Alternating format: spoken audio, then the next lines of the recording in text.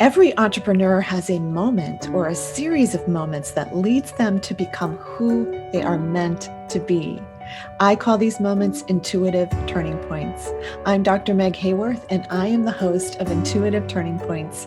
Come join us for stories of successful entrepreneurs who have gone through the journey. These entrepreneurs have accomplished so many things in their lives. I will have best-selling authors, TEDx speakers, people who've created successful businesses as an entrepreneur. It doesn't happen overnight.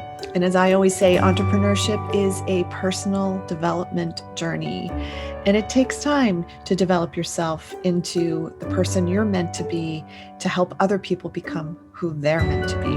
Thank you so much for listening and enjoy the show. My guest on Intuitive Turning Points today is Rosie Aiello.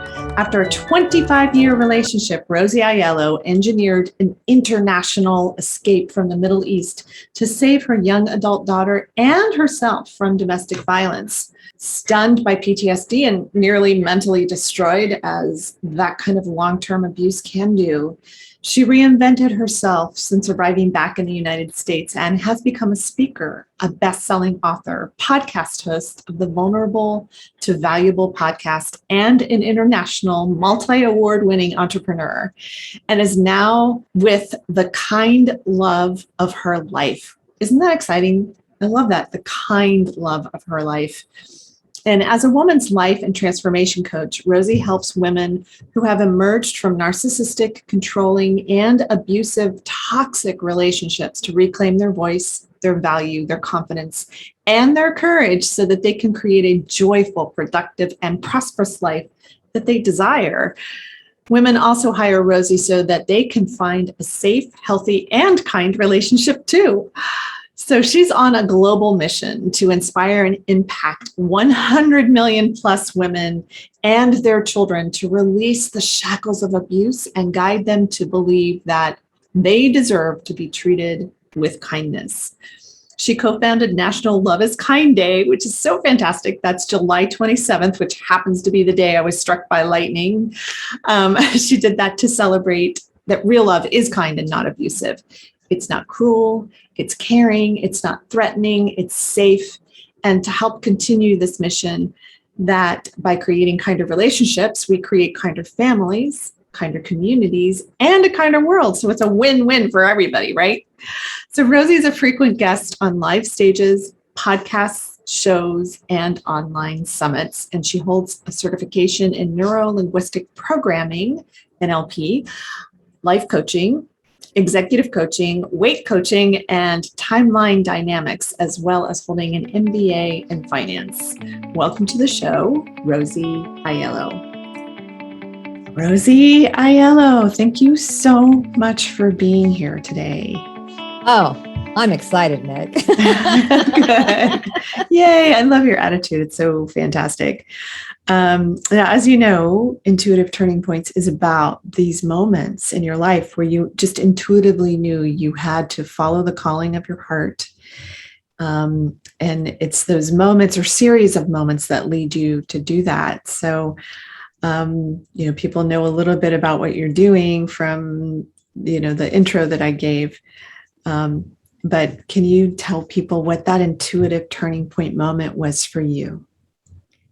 Well, you did say there was a series, right? I can go through this series of moments because, I went through this escape, but, I want to back up to the time when, it's like, had I even known how to listen to my intuition, I probably would have avoided all this. But then again, of course, I'm here now doing a whole bunch of things. So I was meant not to listen to my intuition, but we don't want to give that message. No, actually, I think it's an important one. This is really important to talk about. It's exactly. So I don't want to laugh through it, but it was like, I was very analytical, very type A. I don't even think I knew the word intuition. Literally, I didn't know what it meant. We're talking decades ago here. Yeah. But of course, looking back, it's like it was screaming at me. Yeah. I mean, just screaming at me. And I just kept making excuses. And I didn't know what to do with it, with these messages that were coming to me, with these feelings that were coming to me. So I just Yeah. pushed them aside because I didn't know what it was. Yeah. Yeah. So Is it just fear? Is it just trepidation? Is it just, am I just trying to talk myself out of it? Like, and this is so important because so many people are sitting in messages that are coming to them every single day and they have no idea it's their intuition speaking to them.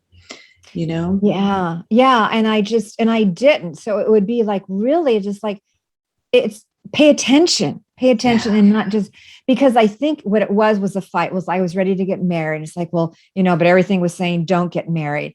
So I thought, well, again, like what you're saying, was it just fear? Is it trepidation? So to me now when I have those kinds of thoughts or whatever, it's like, that's a red flag. If Yeah. I don't pay attention, if I'm making excuses for. Mm-hmm. So anyway, fast forward, I married the guy, right? And Uh-huh. it was, I was married 18 years before I even knew I was in an abusive relationship. Wait, So 18 years? before I even knew it. 18. Yeah, 18 years. Well, Yeah, that's interesting. because I lived overseas and I didn't have a vocabulary, Meg. I didn't have the vocabulary. I just had the feeling, right? Something's wrong. And then kept making excuses because I was trying to do everything right and make him happy and be the peacemaker and people pleasing, all those things that you fall into when you don't listen to and act on your intuition, right? You don't listen to that inner voice that's telling you. And there were other circumstances which didn't, because I lived overseas, even though we came to the United States, I didn't tap into that. What country was this again? I was in the Middle East. I was about 25 years in the Middle East, about half the time in Saudi Arabia and half the time in Lebanon. Oh, okay. Okay. So, all right. So you're in a Middle Eastern country. And so you're also trying to assimilate into a whole different culture. Oh, yeah. Yeah. Oh, yes. Yes, definitely. So you have a lot going on. You marry this person. Yeah. He's from. So I met him at the university here in California, Berkeley. And so he's a Christian Lebanese man. Okay. So we had some similarities, but still there was quite a difference in the cultures, but sure. I like different cultures. So I was open to that. So it wasn't, I wasn't going in with a lot of fears, but living there is a different story and all the things I couldn't do and everything else. But yeah. So there you are. And it takes you 18 years to really for it to really come clear that you've been in this abusive relationship for all this time. Well, it was because I finally read a book that brought it to, it's like all that stuff now is like all the pieces or a lot of the pieces of the puzzle started to come together. So that was really what happened. And then we have one daughter, just one daughter. And I told her, and she was 16 at the time when I realized. So I told her immediately, what Papa was doing is called abuse. It's called verbal abuse. Even though I had all of it, you name it, I had it with him. And so truly it was, I didn't in the Middle East. This is really important for people to understand because I don't think, we shouldn't judge anybody how long they stay in a relationship. And there's different reasons for everything. Yeah. In my particular case, besides, being scared to death was, and being in a different country, also in the Middle East, custody automatically goes to the father. So there's no custody battle. So, under the age of 7, they'll let the mother have the child until 7. But, until the child turns 18, if it's below 18, they're just going to go to the father. So there's no way in heaven I was going to do anything to lose or leave without my daughter. I see. So I would imagine there was a certain amount of not even wanting to really admit how bad it was to yourself because you just focused on her and keeping you guys together, Yes. Yeah, exactly. Trying to just do as best I could to just keep it together. Exactly like you said, that's what I was doing. But just knowing that inside I was just feeling miserable and then defeated and um, I'm sure you hear this all the time. I just lost myself. Yes. You just lose yourself. Like before I was in corporate finance in Silicon Valley. I was a rising star. I was doing all this stuff. And then, I gave it all up. I gave up my family, my friends, my career to move over there to be quote unquote with this man that I was going to, live with for the rest of my life and have this wonderful family. Yeah. And it turned out not to be that way, but Right. he showed abusive behavior before, but I didn't know what it was. Right. Right. And again, you make excuses because there's such a good side to that person. Yes. Yeah. So again, it's just like not listening, right? When focusing on the intuition here. It's just, I didn't know how to listen to all these messages. Yeah. I think people just, so I would say if you keep discounting these messages, it's like, listen to them more. Yeah. Right? Yeah. That it's really ultimately about acting on the messages that come. And that can be a really hard part, especially when you have something as complex as what you were dealing with. So what was that moment that you knew you had to get out of there and you started to plan your escape? Yeah. Well, there was a couple elements. One, my daughter came to me and told me, get us out of here, get me away from my abusive father. And then that's sobering, right? Right. And I knew nothing about personal development. I didn't know anything about mantras. I didn't know any of that, right? Zero, absolutely zero. But I realized I created these mantras. And while I was planning the escape, I did the escape within 4 months. And while I was planning this escape, and I think because I was riddled with guilt, go figure, right? I was riddled with guilt.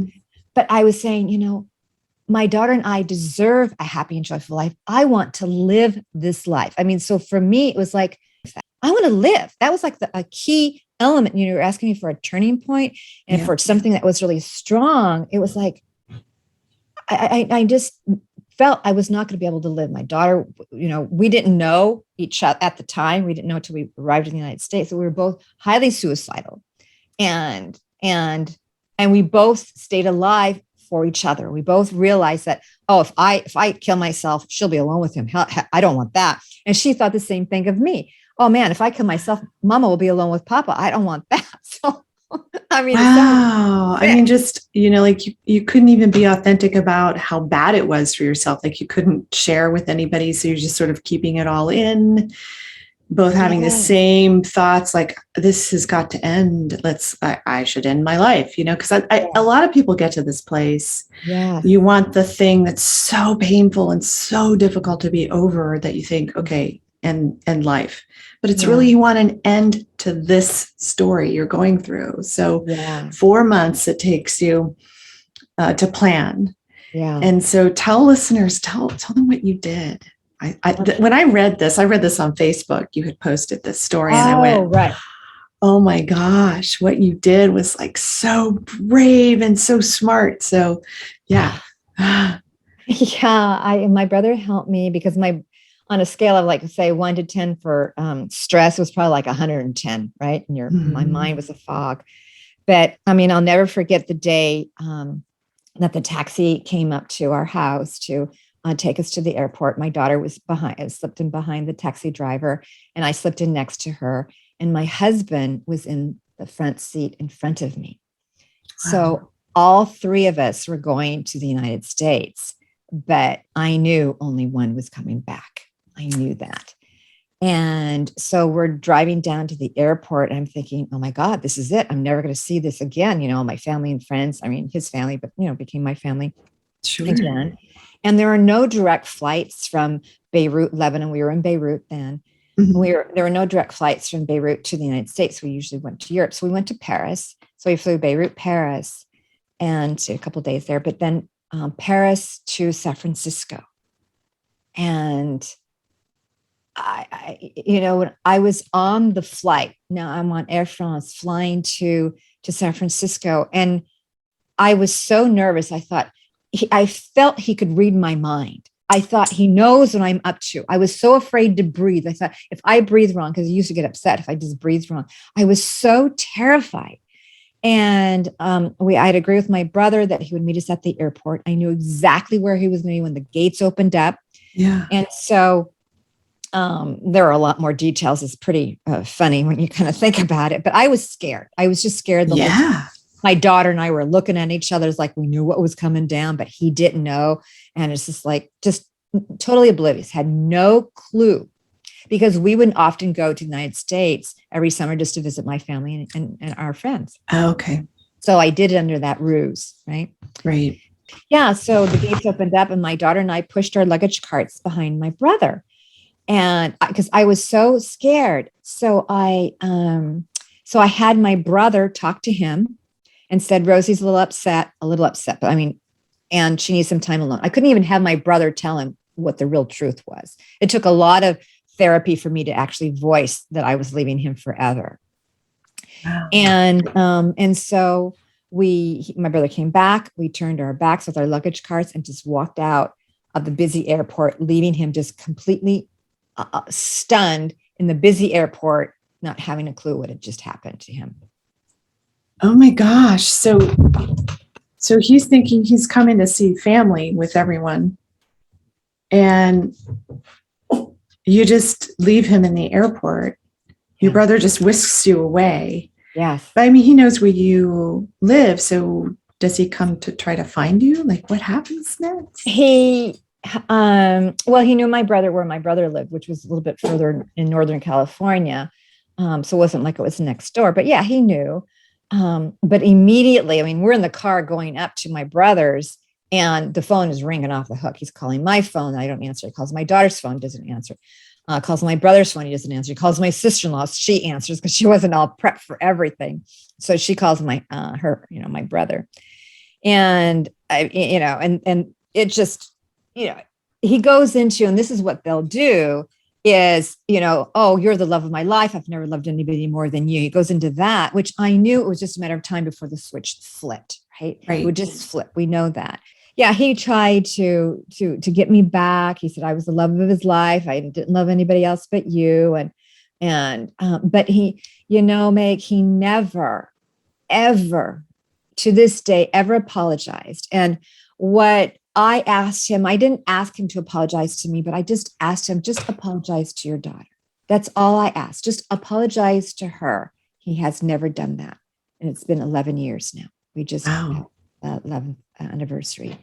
I mean, it's and we're talking about narcissistic abuse ultimately, right? Yes. So he's the one who doesn't, well, first of all, they can't see that they did anything wrong. I didn't do anything. I was the best father. I was the best husband. Yes. And he will go to his grave believing that, right? He will go to his grave believing that.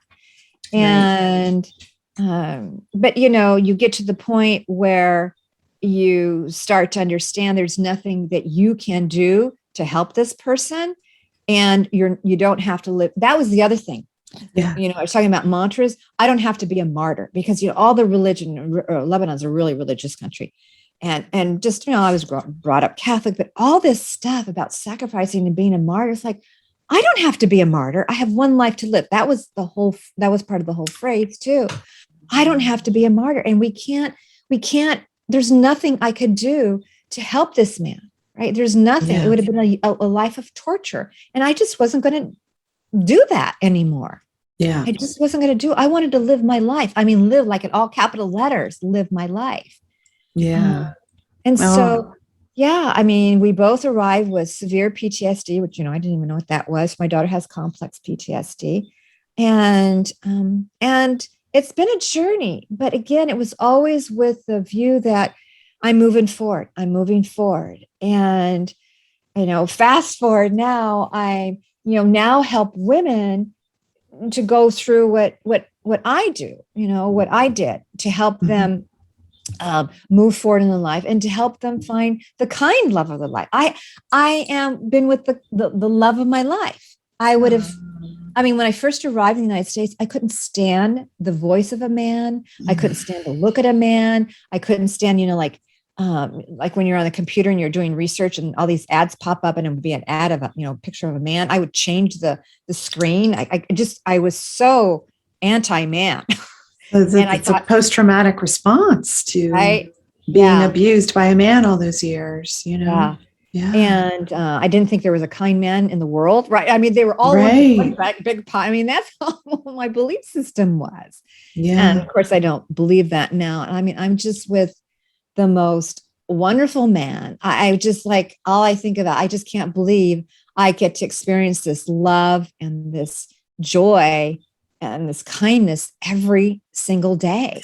Oh, so And wonderful. Like, how beautiful. And this is such a great example, too, of when you do listen to your intuition, you follow it, and you liberate yourself from the prisons that you're in. And there's so many different types of prisons we end up yes, in, you yes, know, of relationships that are abusive, of jobs that are dead end, you know, yeah, where we're not listening to that voice telling us there's something more for you. There's something more for you. And I love that yeah, you said, I want to live with a capital L, capital I, capital V, capital E. I want to live, yeah. you know? Absolutely. I mean, I that's something that's pretty forefront in my mind all the time. I don't, it's not like I have to um, fight for it now. I don't have to do that. But um, yeah, it's just like how I live my life. I want to be healthy. I want Yeah. to really experience this life fully.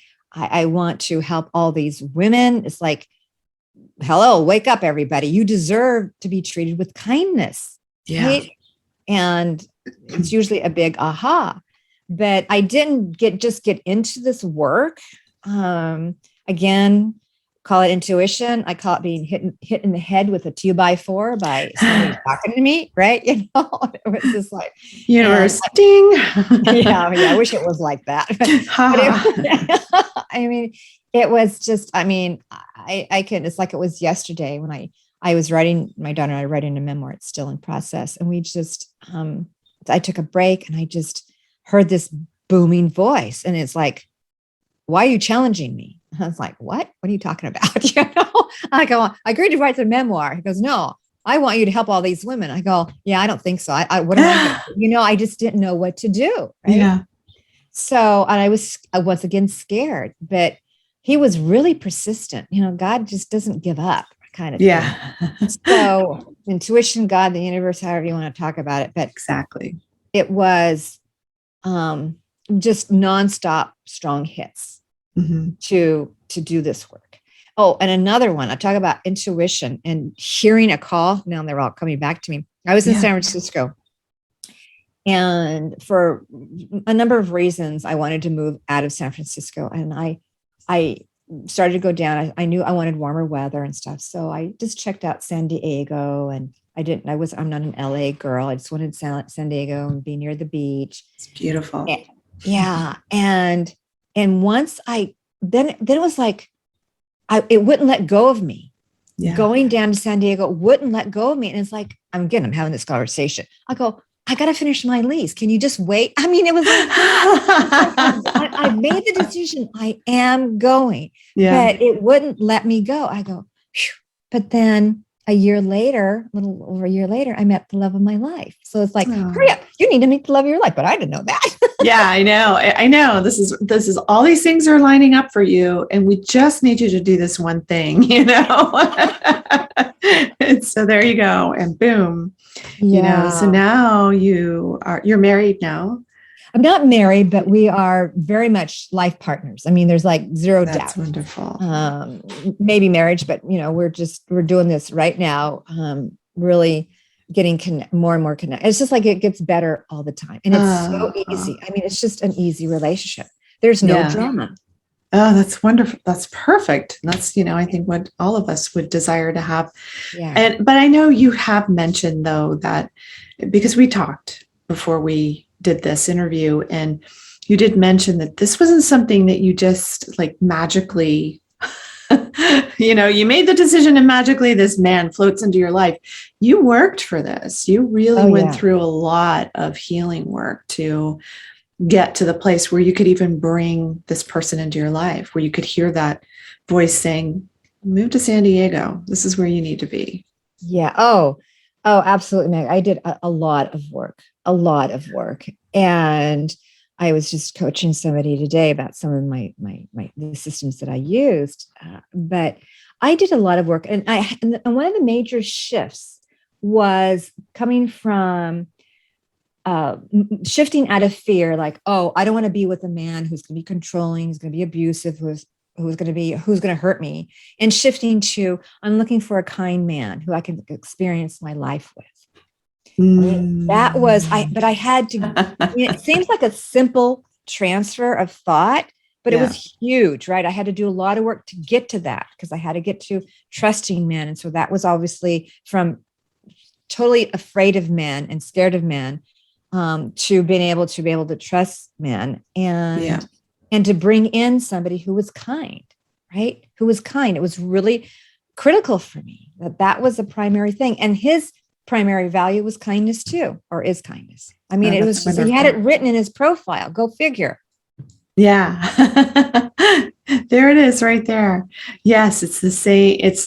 You just illustrated something that's really important too in intuition and bringing things to you. Is there's a difference between saying what I don't want. Mm-hmm. You're focusing on the lack of what you don't have versus this is what I desire to create. This is who I desire to bring in. This is the wonderful qualities, and expanding those in yourself. Yes. That brings it to you. And that's an intuitive, it's a function of intuition. I think a lot of people don't quite understand those connections. So it's really powerful. Yeah, I'm a big believer in that, to put your focus and energies on what you want as opposed to what you don't want. Yeah, it makes a big difference. Yeah, that's why it's on the Love is Kind movement. It's Love is Kind network. It's like, what is it that you want? I want love that's kind. Love is Kind. Love is Kind network. Okay, so tell people how they can get in touch with you and what you have going on for women who are survivors of narcissistic abuse. Yeah, thank you. So my website's the Love is Kind Network. It's the loveiskindnetwork.com.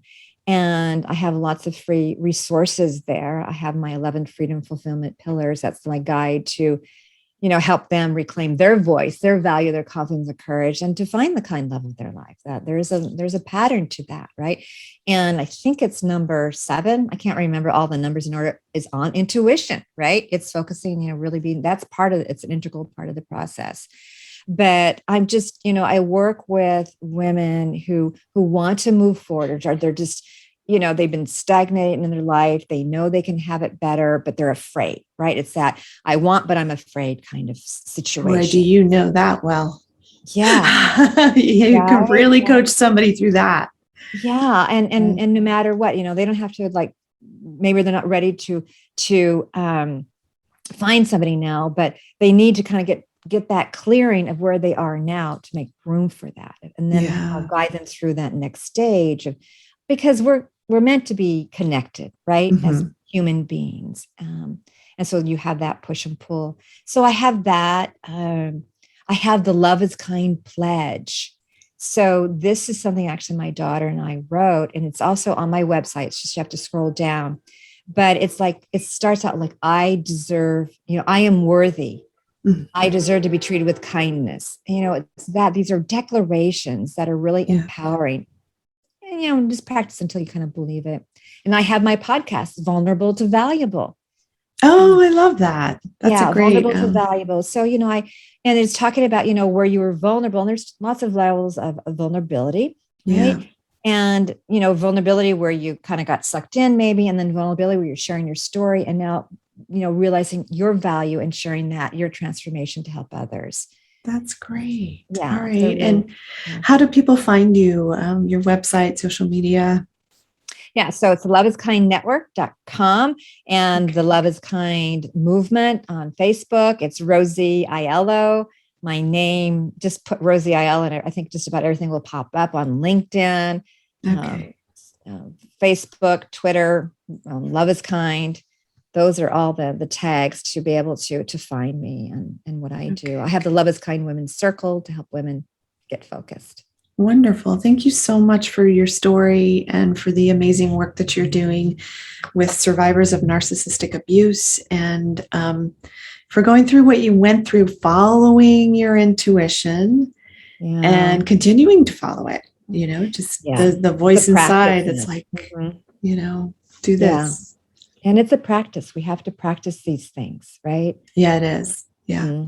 Well, thank you so much. Yeah. You're so welcome. Fabulous. So welcome. All right. So much for watching Intuitive Turning Points.